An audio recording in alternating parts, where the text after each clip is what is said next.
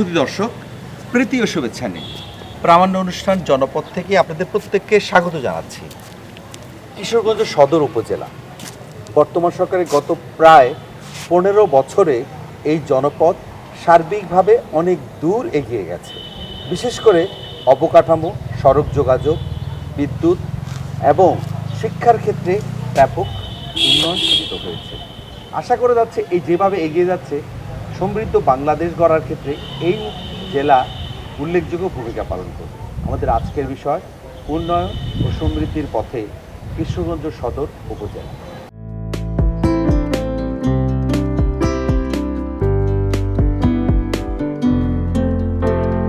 উন্নয়ন ও সমৃদ্ধিতে বদলে যাচ্ছে বাংলাদেশ। দেশের ভাটি অঞ্চলের জনপদ কিশোরগঞ্জ জেলা। খাল, বিল, নদী, ধান, মাছ সব মিলিয়ে কৃষি নির্ভর একটি সমৃদ্ধ জনপদ এই জেলা। বিগত 1.5 যুগেরও বেশি সময়ে হাওর ও নদী বেষ্টিত এই জনপদ সমৃদ্ধির পথে এগিয়ে যাচ্ছে। অবকাঠামো সহ নানা ক্ষেত্রে উন্নয়নে সমৃদ্ধ হচ্ছে কিশোরগঞ্জ জেলা।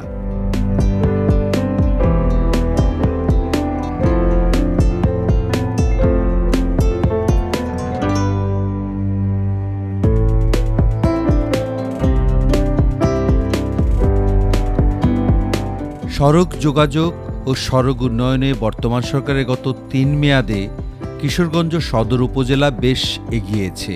গত কয়েক বছরে এই অঞ্চলের প্রায় 3.5 শতাধিক কিলোমিটার রাস্তা নির্মাণ, পুনর্নির্মাণ ও আঞ্চলিক সড়কগুলোকে মহাসড়কে উন্নয়ন করা হয়েছে। সড়ক যোগাযোগের ক্ষেত্রে এসেছে বৈপ্লবিক পরিবর্তন।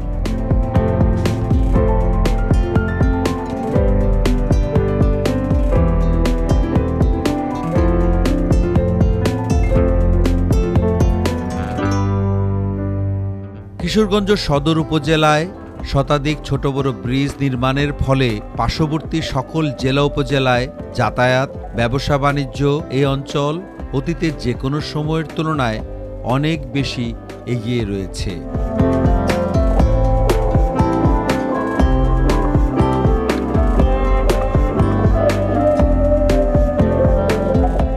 শিক্ষার ক্ষেত্রে কিশোরগঞ্জ সদর উপজেলা বর্তমান সরকারের গত 1 যুগেরও বেশি সময়ে ব্যাপক উন্নয়ন সাধিত হয়েছে। বিশেষ করে প্রায় প্রতিটি প্রাথমিক বিদ্যালয়ের নতুন নতুন ভবন নির্মাণ করা হয়েছে। মাধ্যমিক, উচ্চ মাধ্যমিক বিদ্যালয়গুলোর ভবনগুলো নতুনভাবে নির্মাণ করা হয়েছে। সমগ্র উপজেলায় পুরাতন ভবনগুলো সংস্কার, নতুন ভবন নির্মাণের ফলে শিক্ষার ক্ষেত্রে সুষ্ঠু পরিবেশ সৃষ্টি হয়েছে। আমাদের যে শেখ রাসেল ডিজিটাল ল্যাব আছে, ওখানে স্যারেরা আমাদের আইসিটি বিষয়ক বিভিন্ন তথ্য শেখান। তার মধ্যে হচ্ছে কিভাবে ভার্চুয়াল রিয়েলিটি, তাছাড়া টেলিমেডিসিন পদ্ধতি, এছাড়াও আইসিটি রিলেটেড আমাদের পাঠ্য বইয়ের রিলেটেড যে বিষয়গুলো আছে তা নিয়ে আলোচনা করেন।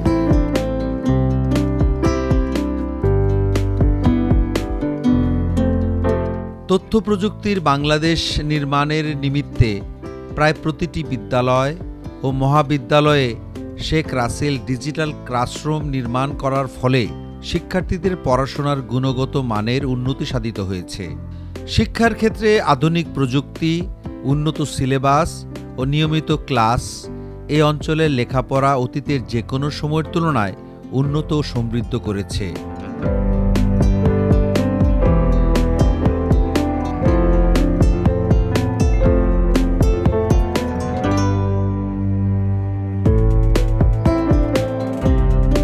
এই অঞ্চলটা পড়ালেখার ক্ষেত্রে অনগ্রসর, পশ্চাৎপদ একটা অঞ্চল ছিল।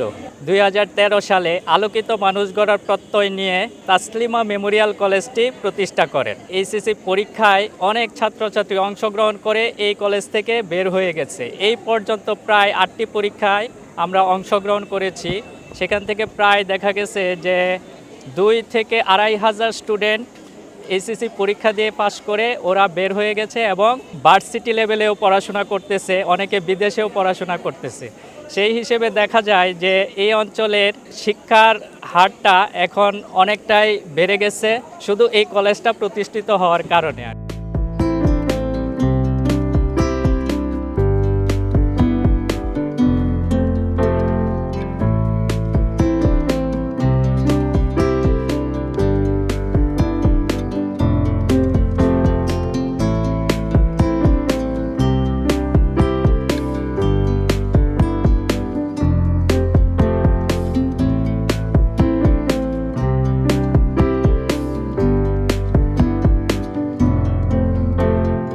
মানুষের আয় উন্নতি বেড়েছে, মানুষের জীবনযাপনটা আধুনিক জীবনযাপনের দিকে অভ্যস্ত হচ্ছে।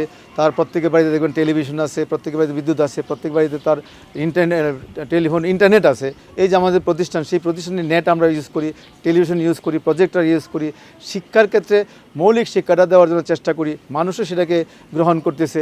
কারণ শিক্ষার ক্ষেত্রে যে শুধু পড়াশোনা না, আমরা শুধু প্রতিষ্ঠান কেন্দ্রিক শুধু পড়াশোনা করাই না, এটা সার্টিফিকেট দেওয়ার জন্য আমরা পড়াই না, আমরা শুধু একজন মানুষকে প্রকৃত মানুষ করার জন্য আমরা পড়াশোনা করাই, যেন সার্টিফিকেটের পাশাপাশি তার জীবন সে ভালোভাবে লাইফ লিড করতে পারে, সেই প্রচেষ্টা আমাদের থাকবে।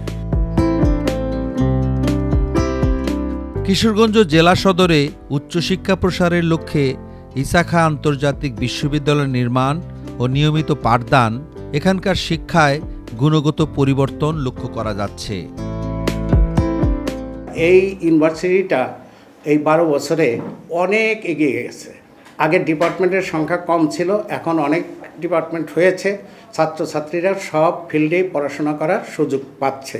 এই বিশ্ববিদ্যালয়ে যারা ট্রাস্টি বোর্ডে যারা আছেন এবং যারা মেধাবী ছাত্র অথচ দরিদ্র, তাদের জন্য বিরাট সুযোগ সুবিধা রয়েছে। এখানে তারা ভর্তি হলে তাদের টিউশন ফি একদম লাগে না বললেই চলে। ফুল ফ্রির ব্যবস্থা আছে, হাফ ফ্রির ব্যবস্থা আছে, এমনকি বিনা পয়সায়ও আমরা পড়াই। যেমন গভর্নমেন্টের নীতি হলো একটা প্রতিবন্ধী ছেলেমেয়ে, মুক্তিযোদ্ধার ছেলেমেয়ে এবং যারা নাকি জনগোষ্ঠী যারা পড়ার সুযোগ পাচ্ছে না, তাদেরকে আমরা টিউশন ফি ছাড়াই পড়াচ্ছি। বর্তমান সময়ে উন্নত, আধুনিক, আত্মনির্ভরশীল, সফল উদ্যোক্তা গড়ার লক্ষ্যে সদর উপজেলার শহরতলির গ্রামগুলোতে ছোট ছোট কলকারখানা নির্মাণের ফলে এখানকার তরুণ উদ্যোক্তারা উৎসাহিত হচ্ছে। বেকার সমস্যা সমাধানের পাশাপাশি শিক্ষিত, অর্ধশিক্ষিত বেকার তরুণ তরুণীদের কর্মসংস্থানের সুযোগ সৃষ্টি হচ্ছে। ফলে এখানকার বেকার যুবকেরা সফল আত্মকর্মী হিসাবে গড়ে উঠছে।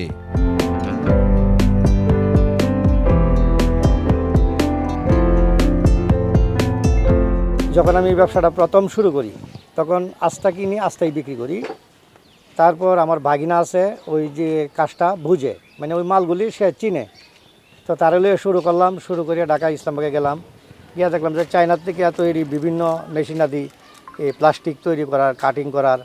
তখন এইগুলো আমি শুরু করলাম, যেমন প্লাস্টিক কাটিং করি, কেমিক্যাল করি, বস্তা করি। আমরা দেশীয় পার্টির কাছে বেশি, দেশীয় পার্টিরা চীন, কোরিয়া, তাইওয়ান ওই দেশে বেছে। এইভাবে মিলে আস্তে আস্তে 5-7 জন দিয়ে শুরু করিয়া এই পর্যন্ত প্রায় শতাধিক লোক নিয়ে আমি এই কাজটা করতেছি। বিদ্যুতের ক্ষেত্রে কিশোরগঞ্জ সদর উপজেলা স্বয়ংসম্পূর্ণ। প্রায় প্রতিটি বাড়িতে, ব্যবসা প্রতিষ্ঠানে বিদ্যুৎ সংযোগ পৌঁছে গেছে। লোডশেডিংও কমে গেছে উল্লেখযোগ্যভাবে। চাহিদা মাত্র সহজেই বিদ্যুৎ সংযোগ পাওয়ায় এখানকার ব্যবসা বাণিজ্য ও শিক্ষা প্রতিষ্ঠানগুলো অতীতের যে কোনো সময়ের তুলনায় অনেক বেশি সমৃদ্ধ হচ্ছে।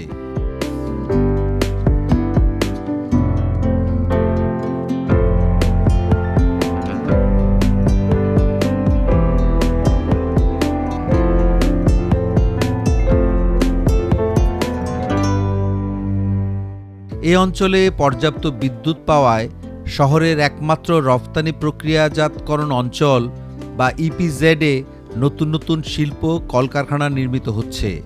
ফলে স্থানীয় বেকার যুবাদের মধ্যে কর্মসংস্থানের সুযোগ সৃষ্টি হচ্ছে।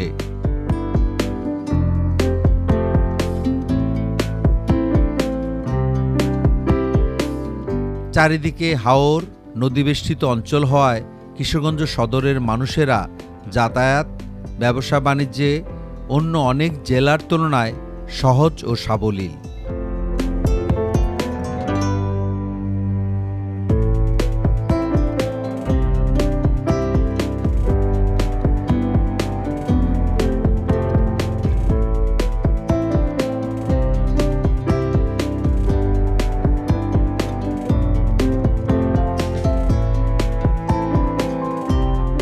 কিশোরগঞ্জ সদর একটা বড় উপজেলা, তারপরেও রোড কানেক্টিভিটি এখানে খুব চমৎকার।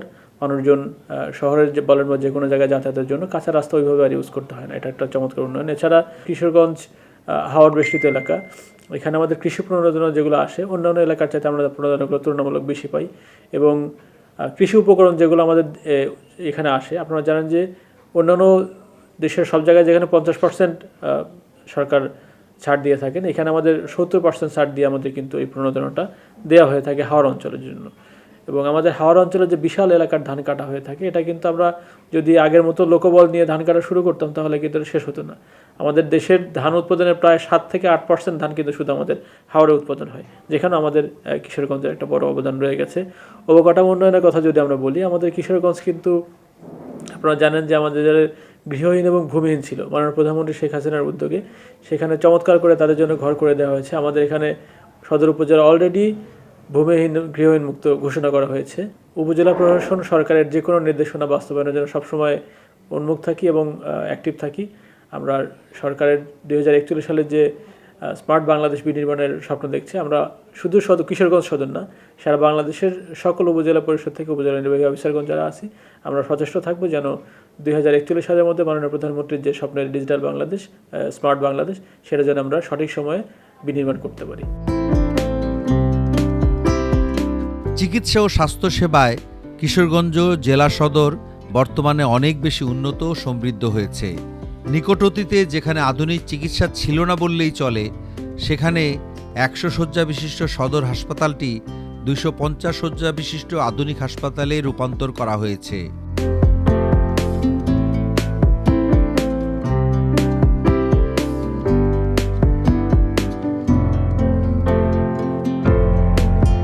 এছাড়াও হাসপাতালগুলোতে আধুনিক চিকিৎসা সরঞ্জামাদি সংযোজিত হওয়ায় সাধারণ জনগণ অনেকটাই কম খরচে বা ক্ষেত্রবিশেষে বিনে পয়সায় চিকিৎসা সুবিধা পাচ্ছে।